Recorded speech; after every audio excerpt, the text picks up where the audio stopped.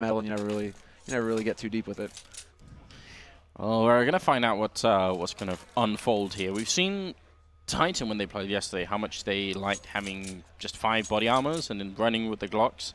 See if Cloud9 are gonna show something different. We've got 2, 3 armors so far, nothing with a 4th one, and then Shongaz is the leader. Oh. He's gonna take the hit and buy the grenade. So 1 smoke and 1 flashbang makes me think that. Where's the Tech 9? There's no Tech 9. Yeah, why is it like, okay, flash maybe, but like, ditch the flash, just keep the smoke and give somebody a Tech 9 at that point for Cloud9, really. If you're going to go for the full run and gun, just channel your inner Olaf. Are they going to use this smoke and flashbang to get out of apartments? They could smoke off balcony and just all jump out. That could actually be the play here, because otherwise I would have expected Sean to be where Shazam is. If they were going to do something different, it makes more sense for him to be middle. They're so I'm kind of wondering. So much noise, and this is the thing. It really does feel like they're making a lot of noise over here in apartments. And look, we already have the rotation coming back from Semphis. Shazam still floating around in Banana. Valence is the only one holding over there. Yeah. So the other thing is, when you only have 1 smoke, doing a B push just makes a lot more sense. So it could be that they just want to check apartments early on, show a little bit of presence in middle, which they already are doing. You can see that Sanks is here just running back and forth and putting out a little bit of damage onto Shroud as well. They have 2 people set up. That spots the bomb as well here. So that's why we still have like the 4 players for Nihilium on this side of the map. I mean, they're hanging around. Automatic, we got to mention him. He played a very good game versus Virtus Pro on this map yesterday. Did a lot of damage, was able to go toe-to-toe. So we expect to see him do well. But 30 seconds left for Cloud9, and they are not getting peeked by anybody. It's so apparent that Cloud9 are just waiting for somebody to peek them, and they just did not get anything. So now rotation comes through here towards this B site, and they're going to go for it. Look at the way Valence is holding this. He spots 1 pixel, puts out the flashbang to buy time. 15 seconds left. Great headshot on nothing, and Valence is going to open it up here. Now Shazam is next in line, but there's very little time left. Shroud is on it and putting down the bomb, but it's going to be a 4v5 retake for Nihilium, and they've got a pretty good start to this, thanks to Valence. Now he's going to be picking up a 2nd headshot there, jumps into yellow, goes for Shroud, and ends up going down. That bomb's still ticking away inside, and they have the defuse kit on automatic, so it's not the end of the world, but look at this. Sanks coming up with 2 big headshots, and Cloud9 get destroyed in this pistol round. Just brutal, brutal. And yeah, it's good that Valence got 2 kills as well, because we have to mention him. It was like him and Automatic yesterday just had some sick, well, everybody had their moments, but like the 2 of them really did put up such a good fight versus VP round after round. They were given as much as they were taking at that point. So good to see that they're off to a good start here on this pistol. I think that was only actually in the later stages, because I think in the beginning of that match, Valence was really struggling.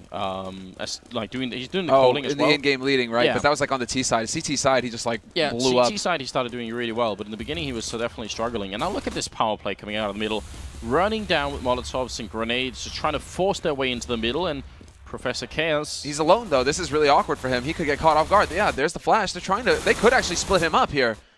He needs support from his mates in Banana, but I guess not. He's just going to go to town with that MP9 to get so much damage in. 2 kills for him. That's a lot of money in his pocket. Oh, Semphis almost getting flanked there. He's kind of on his own. His teammates are pretty far away, and this is where you want that communication to come out, so they can at least use all 3 members. But Semphis goes down alone, Sean goes down alone, and they all die 1 at a time. No chance for Cloud9 to use. They invested a lot into this round. They bought everything that they could, basically. Yeah, and this was also something to say, is that Inferno is their best map for Nihilium. So that was mentioned yesterday in the series versus Virtus Pro.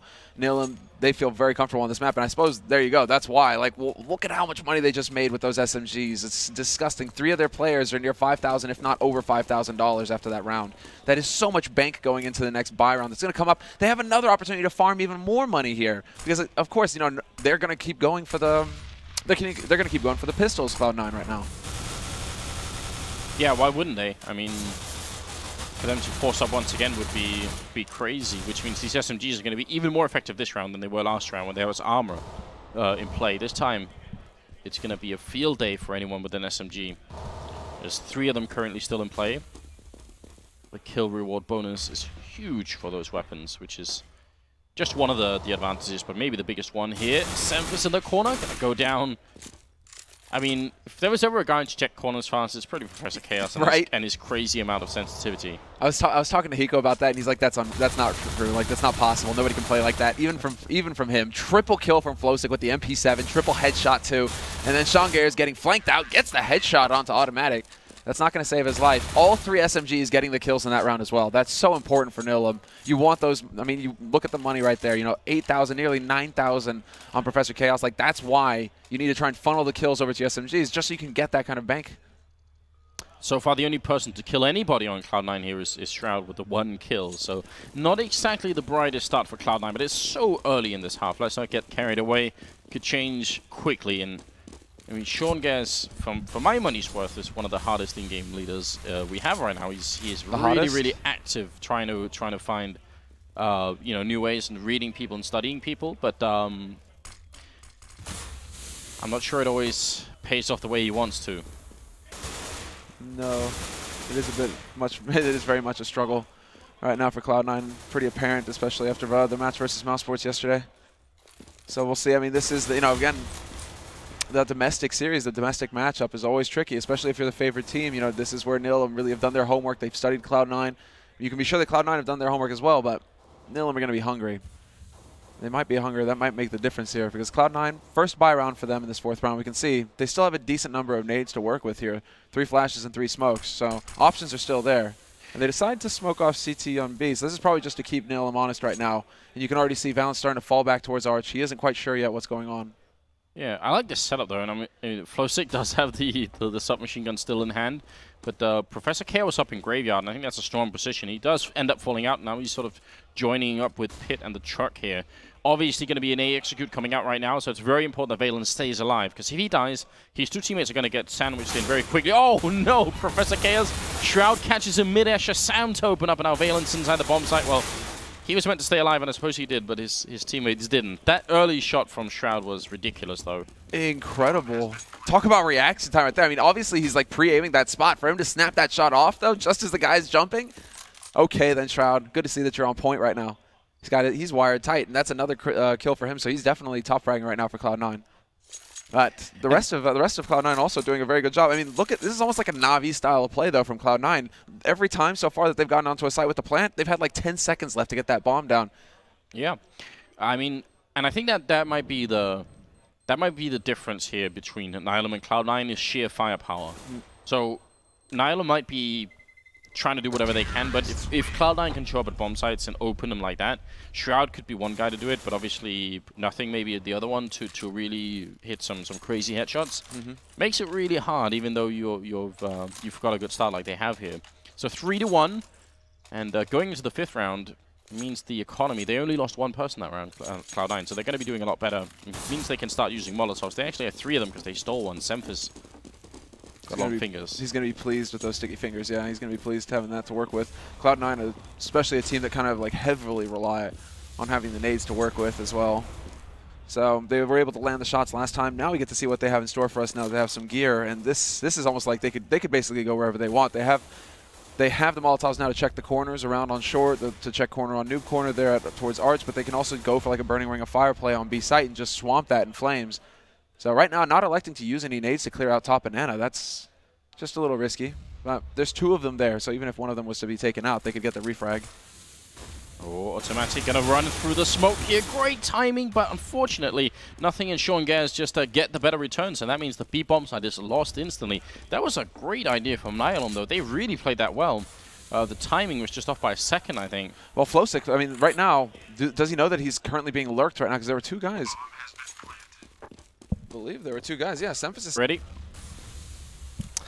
All right, welcome back, ladies and gentlemen. We are on the way again. Seems everything seems to be working, and Nihilium are actually, well, they were off to a good start, but now they kind of equalized the current score at 3-3. Flowsick trying to buy time with the Molotov, and it's going to pick up a good kill there on Semphis. Second one on Shroud. Turns. Look at that 180, and it was a bit too soon because Sam was still coming in from quad, but it's still a pretty good effort from Flowsick, and you can tell how wire tight he is now. Shazam is alone, 1v2.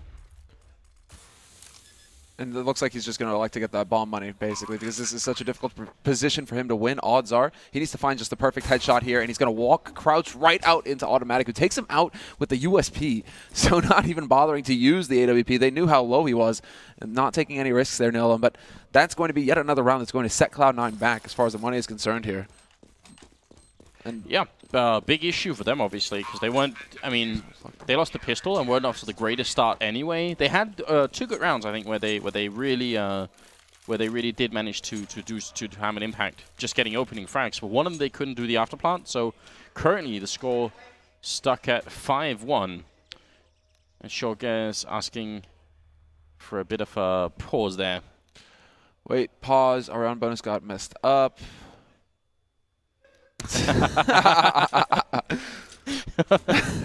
We're not putting that out there.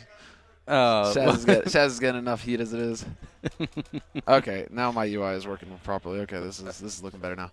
Well, I feel like the audience should be interested to know. We can't see it yet because of the cameras, but we'll see if we can get that on there at some point. That is good fun. All right. Well, so I mean, all things considered, Summer, it's a decent start for Nihilium right now. 5-1. They've managed to more or less reset Cloud9's economy. Even though Cloud9 have got really good entry frags from Shroud, it seems to be still going in their favor. What's most important, basically, it just seems like Nihilium are able to keep their cool in these situations. That they don't seem to be affected by the fact that they're playing versus Cloud9. They don't seem to be making any kind of elementary mistakes here. Every retake we've seen so far has just been them working well and exhibiting good communication, because that 3-on-2 retake over on the B site, everything went according to plan. And right here, you know, they just kind of peaked together. They were starting to work up together. So maybe even if the guy got caught out coming in from Library, his teammate on short was going to be there to just secure the frag and then move on for the defuse. So it's looking like Nihilium are really just feeling very comfortable right now versus Cloud9. Yeah, I mean, if they can keep, if they're playing a team that has more firepower than they do, it's not unreasonable for them to try and just make sure that they can trade frags all the time and hope to win the clutches at the end. And I mean, their retakes on B seem pretty smooth right now. They seem like they have more of a clue on how to play B bomb side than Cloud9 do at the moment. Yeah, I mean, right now, Valence, man, like, yeah. CT side versus VP yesterday, he had some sick rounds, really just solid rounds, and he's doing more of that right now. He had an impact in the pistol, and then every round after that, it seems like if they go B site, they're going to be running into him. And you can actually see that in his, as far as his score is concerned right now. You know, he's got 3 frags to his name, but that's also along with Automatic and Sanks. I mean, basically everybody on Nihilium right now are racking up kills, whereas on Cloud9, you can have the best strats in the world, but if you aren't hitting headshots when you need them, you're going to struggle, and the only man who's really doing that right now is Shroud. The rest of them are all kind of lagging behind right now, although Shazam is sitting on 3-0-5. Well, I'm kind of hoping that we can see a little bit more out of Cloud9, because you can tell there's so much going into these rounds where they, as you were saying, they play almost like a Navi style, where they play really until the last couple of seconds and they execute. So that, again, suggests that they have been putting so much work into trying to figure out their T side. Yeah. But then it still isn't quite working. It's like everything is off by just a couple of seconds. It's a little bit weird, actually. And having Shroud opening the rounds with headshots is not a bad idea, but what happens if he doesn't? Yeah, exactly. I mean, the one time that they managed to get onto A, he hit that sick headshot on the guy jumping in pit. Like, yeah, and then they got the guy on the balcony as well who had an MP7, so maybe you get frowned on for having an MP7 in that situation. If you're standing on balcony, a little bit of a long-range battle, you end up taking if they come up short around that corner, which is where Shroud was. Yeah. You know, if they're up on the site, then you're just going to be hitting them as they try and plant that bomb, and that's all right. But if they're trying to come up short, you're a little bit long-range, and Shroud won both of those duels. Yeah. But Shroud isn't going to be able to do that. Your entry fragger isn't going to be able to do that every single round. Usually he's going to take a bullet to the face. So yeah. It's actually mostly Shroud and Shazam that are killing anyone at the moment. Sean Guess, Nothing, and Semphis are all a little bit quiet. Semphis is 0-5. I'm just hoping we don't see a 007 out of him. Oh, yeah. Because he's very much a momentum player. Like, he needs that confidence. He's kind of like Dupree. You know, there's other players like that who really need to have a strong start in a round to get that. They need to look at the scoreboard and see, like, yeah, okay, you know, I'm up there, I'm doing all right, right? And Semphis is one of those players where if he doesn't, he can like jam up and just not get anything done. I think one of the things that Cloud9 struggle with sometimes internally is like the team atmosphere and stuff. When you listen to the listen-ins for the major tournaments, you get a sense that once things start to go bad, it's really hard for them to pick it up again. They have, I think, a bunch of people that focus very heavily on the game and don't actually talk as much as they should. And then they have one, I think Nothing is the only one who's like the good energy guy on the team. The guy who was like, come on, let's get some energy back up, let's get it rolling. And it's hard. We want to give our diagnosis of like Cloud9 right now, you know, doctor, hold on, okay, let me see. Like, it's rough right now, you know, I need these, you know, it's like pads. Like, we need to do something because it's just not working at all. I mean, Cloud9, I don't even think it's communication, yes, is the issue, but I think it's actually more of a case of roles. Because for me, it's split leadership. Speaking from personal experience, Semler, pins do cheer you up. So get that out of your hands, bro. Like, you know, they're keeping an eye on me. The ESEA staff, they count them after every time you sit down. They're like, Wait a second. One of them's missing. Then the security guard comes and tackles you. Does a dedicated ESEA employee mean just following him around, making sure that there's the same number of pins at all times? So you better be nice to me, bro. I'm going to take one of these. But, you know, I saw Anders with one in his pocket. Like Damn. Incriminate me on stream. No, you know the biggest problem, though? It's like a lot of people are saying, you know, especially after getting to listen into the comms on Katowice, right? Where you heard just it was outright chaos. And it was chaos. Like, their comms were chaos. But I think that their comms were chaos due to B.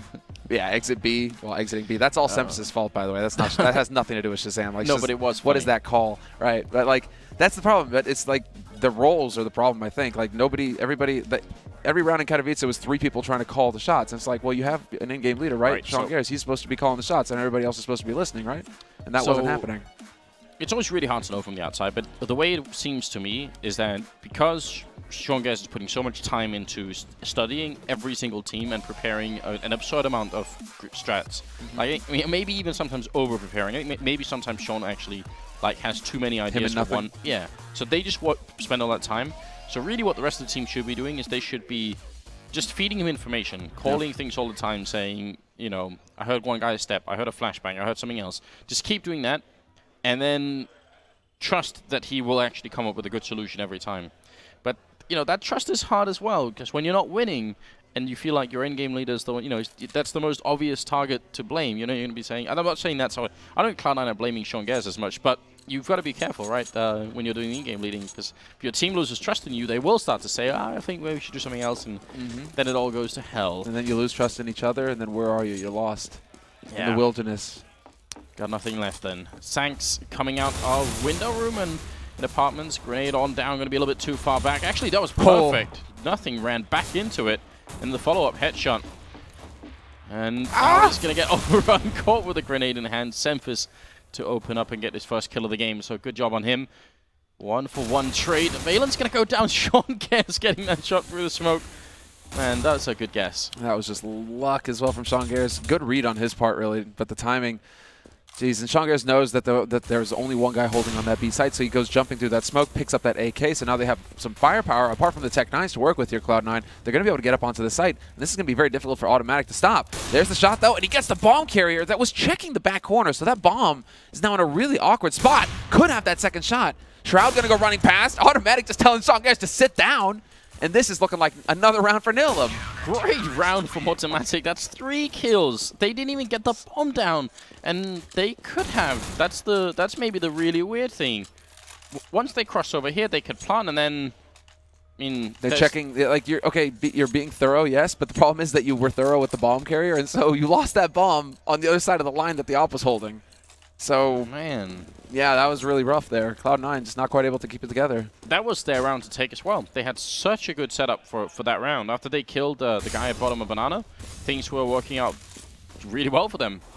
And based off of an eco round as well, that's going to be frustrating. Shroud again opening up and just now going to be charging in, leading the charge right into Valence. And Valence going to take down one, but nothing is following in through the smoke. He's going to go down as well. Valence with a double kill. Sean Garris finally to pick it up. And then coming around construction is Sanks getting in position with the M4A. Oh, and that's a headshot midair on Shazam. And Sean Garris is going to go down as well. Semphis, who was holding the back line and doing a good job. He took down Flowsick, but now it's going to be a really tough clutch here for Semphis. That's the issue now. He's going for those rotator kills, and he does manage to get one, so no 007 there for Semphis, but now he's been locked out of the bomb site, and the bomb's on the other side. You got to give it to Sanks as well. That was a sick shot onto a Shroud, just catching him out midair like that. And so that was the cover that Sean Garris needed to get that bomb down.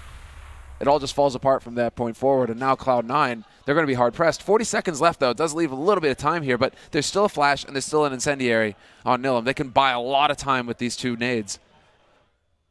30 seconds. Semphis just creeping on in, slowly, steadily. And one Molotov goes out and just takes a little bit of damage off. He's still actually getting burned by it. Has to walk forward now and makes the noise. They know where he is. That Sanks going down. Professor Chaos now hiding back of sight. And he's got a Molotov of his own. Semphis going to force him out. 6 bullets after the AK. He goes down. There's a headshot. And Professor Chaos will finish the round 7-1. And Nihilium off to a really strong start.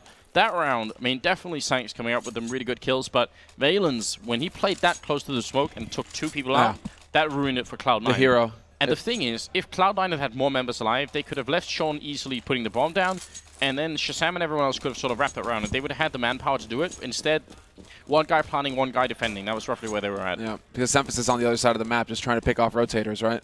So he's not there with the rest of the team to just get that job done. Sanks in particular, but yeah, it's good that you point out Valence because he's basically like the key player they're trading 2 for 1, bringing it back for the fact that, you know, they lost their Opper early. So a great entry kill by Shroud. This time it's nothing to catch Flosick trying to throw a nade. And I'm not sure if Nihilium were expecting a buy out of this round because look at this. Cloud9, they've literally gone Galil, AK. They have no nades to work with right now. It's all about the shots at this point, and nothing delivers another kill. Yeah, really good stuff. Shazam is going to go down, coming out from balcony. It's Semphis not connecting with the spray. Professor Chaos, 1 million sensitivity and getting all the kills. That's the problem, isn't it? How are you going to flank someone who can turn around in 1 nanosecond? Sean now has to clutch it. I have no idea how Cloud9 lost this round because, well, or are losing it. Professor Chaos with a quad kill. That's after they got, what, 2 entry frags and were doing just fine. He's primed for the ace here as well. Although his teammate, okay, no. We are going to have that man rotate off. That's Sanks who is over there holding that angle. We have to see if Shroud9, if Sean Cares decides to just run up short, but then that would be walking right into Professor Chaos. We need to see the ace here for him. He deserves it at this point. Sean Cares looking for that 1v3 clutch, and the timing is just not right. Sanks is holding that closed angle, and Sean just walks right into it. So there you go, man. PC, he just walks in. He's at 10-0-2, gets 4 kills in that round, and just completely annihilates Cloud9 from short, and he even took the time to it as well. He got that first kill on the man who walked around the corner looking up towards A site, but then he pushed out and just caught them all out at the wrong time, basically. Everybody like either reloading or turned away in quad. Did I manage to say I don't understand why Cloud9 pick Inferno? I think that's why we started this whole thing That's off. what I was saying, man. You know, it's like Sean Garris, he's doing it because he sees it as the best chance possible for them to actually get a map win on Inferno here. Yeah. The only problem is that this is Nihilium's best map, apparently, so it's going to be a hard battle regardless. They're playing it really well at the moment. A lot of credit to them for stepping up as much as they are right now. This is a good defense, though, they've got set up as well, Nihilium, for what's happening here. Molotov might be a little bit too late. Flosick mid-air, not going to get the kill, and Professor Chaos goes down. That was a question of seconds. If Professor Chaos put that Molotov up 1 second earlier, they have it. No doubt they have it. But good timing from Cloud9, and now they're going to finally pick up a second round here, unless they really screw it up. This is one of those rounds where, unless Cloud9 make a lot of mistakes, Nihilium aren't going to do this retake. It should be impossible to lose this situation here for Cloud9. 5 players alive, all different angles on this A site. This should be an impregnable fortress. This is like where you put your gold bullion and let them sit on it because nobody's ever going to get it.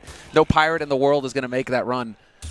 Good shot there by Automatic to catch out Shroud. Could get a second one here. These are actually very good kills for Automatic. The more he can get, look at that, takes out Semphis. The more he can get, the better, because Cloud9 don't have any money in the bank. He just inflicted the damage he needed to. 3 kills there means that somebody's going to be low on money next round.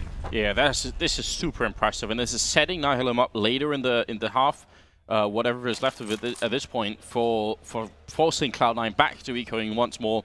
So devastating 3 kills, and you can see who the members were that were left at the end. 0 on Shroud, Semphis, and Shazam. If they lose this round, it's going to be a stomp for this first half. There's still a chance. I mean, Cloud9 can still come right back into this and have a good half, but they need to start winning rounds. And Nihilium don't have a lot of money either, so there's a definite chance here. They need those entry frags, though. It seems to be the only thing that's working for them is getting a quick entry and then moving fast afterwards. Yeah, they are gathered up, and this time it looks like they're gathered up in B. There's PC taking out Semphis point blank. Semphis just completely ineffective this map. Not getting anything done. And just running right into that kill. That's not going to help things here. Very limited on nades here for Cloud9, though. So once they start throwing these out, they have to commit. It is going to be a very quick B play there. And they just run around that corner. Automatic not able to line anything up, but he's got the incendiary to try and buy more time and do some damage here. Sean Gaz looking for the kill on Valence, who's still hiding and actually going to run into the smoke and hide. That's a good idea. Automatic going down. That's nothing with the opening frag. And Shazam is still alive somewhere as well. Shazam will go down, in fact, to Valence, who's just staying alive for such a long time in the background here. 2v3 retake coming out. Cloud9 don't have the bomb plant yet, so that means Nihilium have so much time to work with. And they've got the back line as well. They've got a man in flowers now, so Cloud9 can't even get up onto that site. Double incendiary! Oh, it's burning! This is bad. Songar is crouching in the corner. He's got nowhere to go. They have got him pinned down completely right now, and he could catch Flosick off guard. He will do that. Bit of a surprise there for Flo. Yeah, and the others were rotating back. They thought actually he had exited through Banana, which was going back to the A-bomb side. Now Sean Gaz walking up so close, and I don't think Sanks has seen him yet. He's wondering, and look at this, 20 seconds. There's a Glock in the hand of Sean Guez. He runs in and tries to see if he can make that kill work, and is going to dart back around in through Flowers, and they're going to greet him in the bomb site. And that will be 9-2. No bomb plant, no bonus money, and Cloud9 at this point. I mean, do they just go for the rifles and the tech lines here and see if they can make it work? They are really, really far behind at this point. This is brutal. This is really brutal for them. I mean, double eco scenario. They have Sean Gares. At this point, it's almost like go for the Russian AK Sean Gares. Just like straight up buy something and try and make it work. And he goes for Tech 9, couple of nades, and then Nothing, who also had a little bit of money. I think he was up at 3,000. He's going to go for a P250 and some smoke. So they're going to try and go for a fast play, it looks like. Once again, trying to get control. Banana dodging the nades. No, I spoke too soon. Valence just dunks Sean Gares, and that's the Tech 9 down with the nades as well. So a flash and a smoke just not going to be used there. That's quite a bit of money that's just been thrown out the window. This is so rough, isn't it? More grenades raining in, and a pretty good one as well. Sanks coming out with a pistol, only going to get the one kill, but it looks like they almost lined up for him then. The round is going to be over 10-2. Nihilium is, they're really surprising us here. Well, look at it, Professor Chaos at 13-3, and then Automatic at 12-3. Really good stuff for the two top fraggers here. But it's not like anyone else is really far behind on that. Look at how close they all are. It really does seem like everybody's had their rounds. Everybody's stepped up when the opportunities presented itself. But now, I mean, Cloud9 realizing how desperate they are. I mean, they're in a desperate situation. They have to get rounds on the board. They have to end this at least 10-5. If it goes past that to 11-4 or 12-3, in Nihilium, they're going to be just so close of just picking this up and obliterating the Cloud. I mean, they're going to be there with like the Feather Duster or something, just like blowing them away. Or what is it, like the? Never mind. Thinking like a giant fan or something. I think the Chinese Olympics, they had rockets that actually sort of dispersed the raining clouds, so it was always sunny. Shroud is going to go down, and so will Semphis, but it's evenly trading currently, or almost actually. They just need one more kill in here on Sanks. They might be able to do it, and they will. Sean Gez and Shazam just teaming up together. Shazam going to go down, and now it's up to the captain here alone. 1v2 is going to walk right into Valence, gets that spray down, turns around, and Automatic has swapped back around through Archway. So it's currently a double kill for Sean Gez, and he's really trying to play this one smartly, but he's going to get found out. Automatic sees him, and that will be a killer headshot at the end as well. 11-2. I mean, Sean is really trying. He's top fragging as well while doing all the calling. A lot of credit to him for playing as well as he is right now, but it's just not enough. No, yeah, exactly. I mean, his team, it's good that they go for a strategy that worked for them in the past, right? The full YOLO off a balcony. It works again. It gets them onto the site.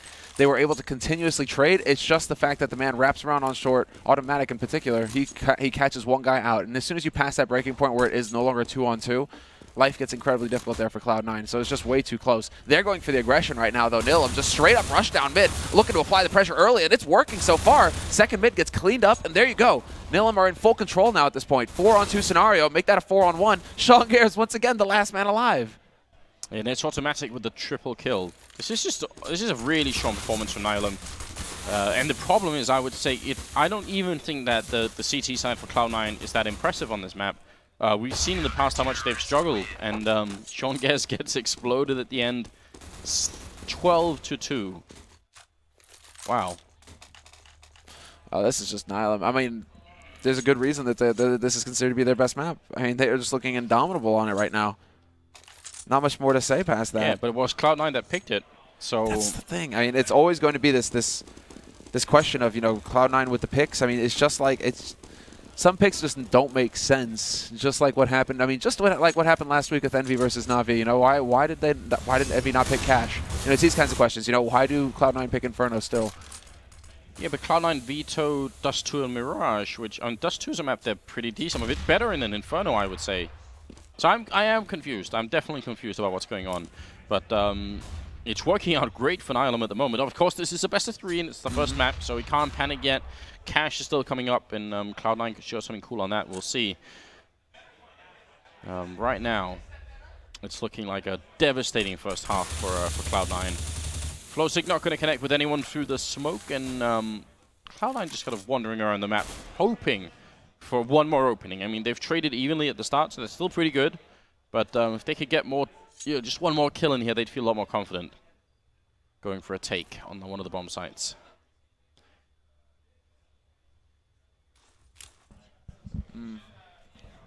It's not like they have a lot of equipment to do it with either. They have one smoke. I mean, with this equipment, I would say going B is a lot more likely. Yes, but like, what's happening here? Look at this. I mean, they're holding so far back, Nihilium. They aren't giving anything to Cloud9. Cloud9 are just sitting here going for a bit of a Dignitas, waiting for somebody to peek them, and they aren't getting peeked. They aren't being given any kind of entry frag to work with here at all. Although Shongares catches out Flowsick, there's a free flash onto Shroud, but unfortunately, Automatic misses that opportunity, and it looks like Cloud9, they should be trying to wrap around towards the B side, and that's exactly what they're going to do. They've only got 10 seconds left, though. Are they going to be able to get this bomb plant?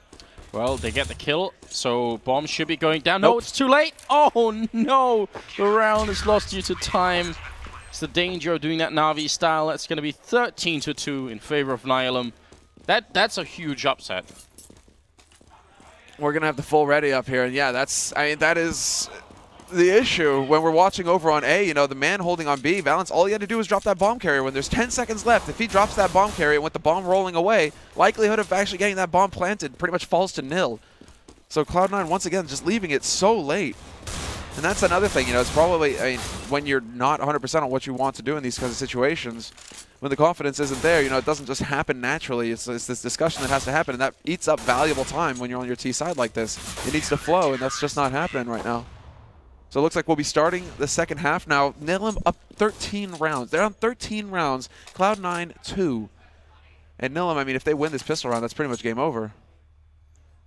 Yeah, that's a nice way of putting it. I mean, that would be such a shock. I mean, the level difference between Cloud9 and Nihilium should be enough that even if Cloud9 aren't really, like, they should just be able to outgun them. I'm really curious about what's going on here. But on the other hand, we have seen some really great individual performances as well coming out of Nihilium.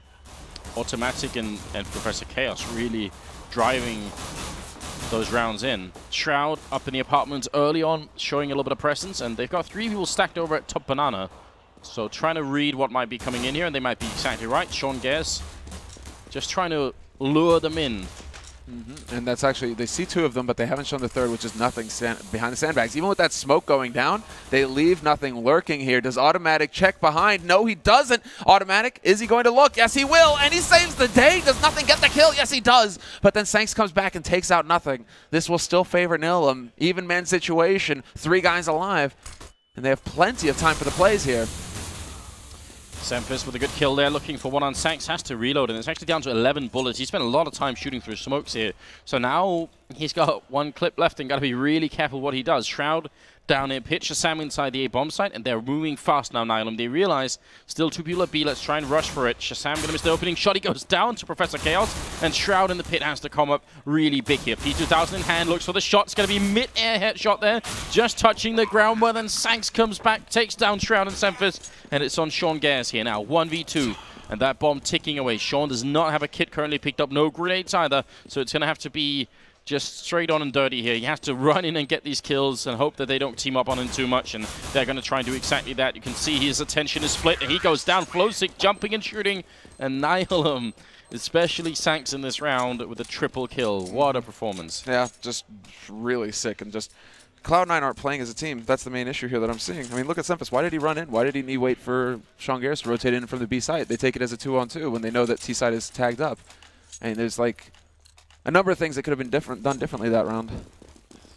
I don't know. Any number of things, but Nihilium right there, you know, I don't necessarily agree with the call either, because like Cloud9 had the right read, but then Nihilium landed all the shots. Professor Chaos taking point just walks in and annihilates the man holding sight, and then from there on out, they just grind out the rest of the defense. Well, look at this from Semphis though. There you go, the crossfire with the CZs.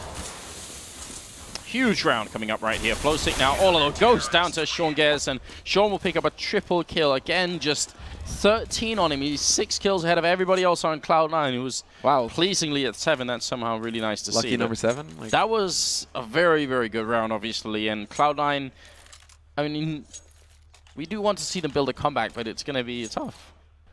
1 round at a time, right? 1 round at a time. And we saw Nihilium do this versus VP yesterday, where they got onto their CT side. They started running rounds back slowly but surely. It turned into an all-out brawl, and then eventually, VP were able to just shut things down. The one problem here for Cloud9 is that they just have so little room for error. They can't afford a single mistake. If they do, then it's overtime at least, if not map point.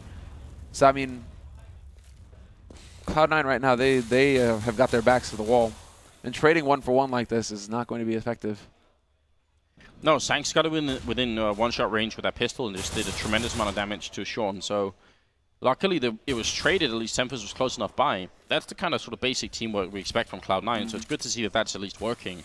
Getting the refrag when you can. Semphis going to fall back, and you can see just put up his smoke around the minute mark, so that means they're out of smoke. Shroud can't put up one from this position. If he was playing where Shazam is, maybe he could help out. But now Semphis is going to be alone. They don't have armor, though, so this MP7 is still going to be quite devastating if he just gets sprayed down right. But they're just kind of dodging him, and he does do some damage onto automatic here, but they're still going to be in the bomb site, and the bomb is actually making its way back. And look at the rotation of Cloud9. They're over-rotating massively. Now Shroud has to come up big. He's got that smoke, though. I think he just blocked off T-mid, so there it is. So Nihilium have to go jumping through smoke if they want to take this position, and this should not be a an opportunity. Exactly. Shroud9 should not mess this up. He's going to get the double spray down as they come charging through. That drops the bomb here as well. So the shenanigans for Nihilium, they're pretty much over. Automatic not able to get anything done with that gun he picked up, and now Flowsick just gets slapped down by Nothing, who had the MAC-10. So there we go. Cloud9 just turning it around with some solid teamwork. It does still tell a bit of a story about how nervous Cloud9 are. If they're willing to rotate completely out of the A-bomb side almost. I mean, if Nihilium actually had pushed all the way here, I think Shroud would have been in this area, not really at the corner just yet, so it would have been a little bit scary. And that's going to put us into the 4th round of the second half here.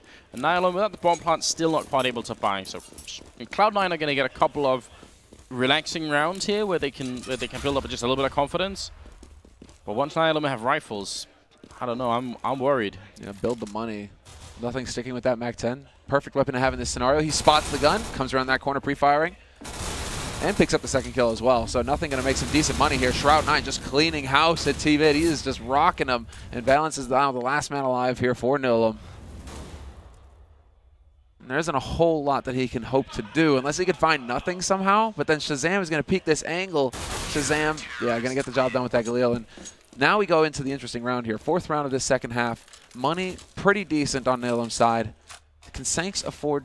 No, he's not even going to bother. He's going to go straight Galil. Okay, yeah, because he didn't have enough. He only had 4,500, so he couldn't afford a glass cannon AWP, which is what I was wondering. But yeah. Shazam will go for the AWP. Yeah, we'll see if it's going to be effective. I mean, CT side AWPing definitely not a bad idea at all. And if they can shut down, you can lock down the CT side. We just saw it with Nihilium. You really can get that that near perfect half in. But Cloud9 have no room for errors, and Professor K is going to take down Nothing. Semphis only gets the one trade in, so that's the B-bomb site lost already. Seangare's going to come in, grenade out early. It's going to be a little bit too far.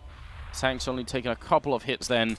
And they still have, oh, actually, they had automatic over at Boiler Room. Great shot from Shroud to get that kill. That's very important. Now they can focus on retaking. Otherwise, they would have been split in their attention between A and B, and that's never good. Flowsick, Valence, and Sanks, they only now are just putting up the bomb. Yeah, that's crazy that they've waited so long. Fresh smoke is going to go down here in CT, however, so that should buy a little bit more time. There's the Molotov coming in, however, from Cloud9, trying to create some space. And not the best afterplant positions here for Nihilium, honestly. They're kind of stuck together, and this flash could do massive damage. Shroud is going to be able to walk through. He's going to get the backstab. Seangare's takes out Sanks, and now he's wondering, where the hell are they?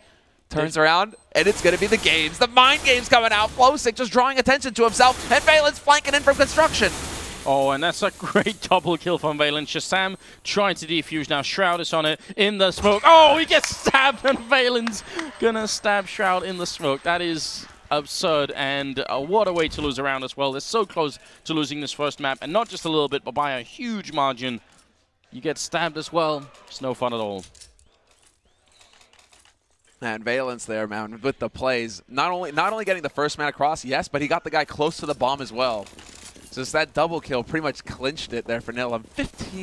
15-5 right now, and they're just looking indomitable. Cloud9, because of all the SMG kills, have money to buy up rifles. But it's touch and go here. Nihilium have everything they need to lock this round down, lock down this first map, and take it to cash.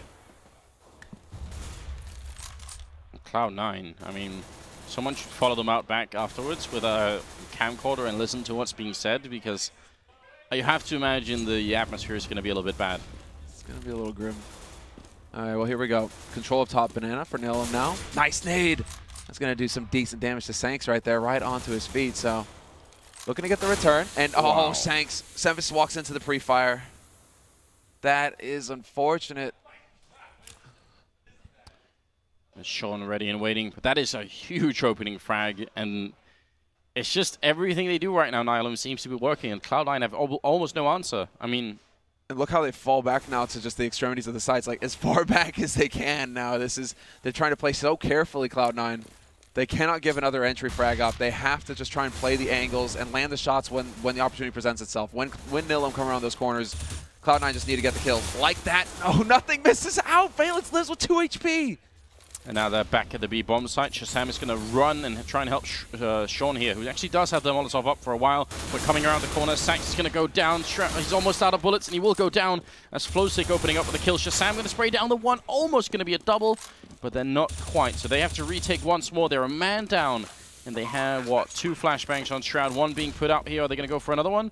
I think nothing got flashed as well. Where's the communication there? Shroud, I mean, just flashing nothing, not able to get anything done there.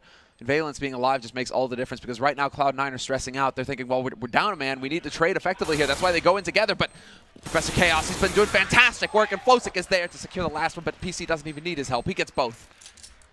So Nihilium are up 1-0 versus Cloud9. I mean, when you're talking about domestic matchups, North America, Cloud9 are supposed to be one of the very top. Like, this shouldn't be an issue for them.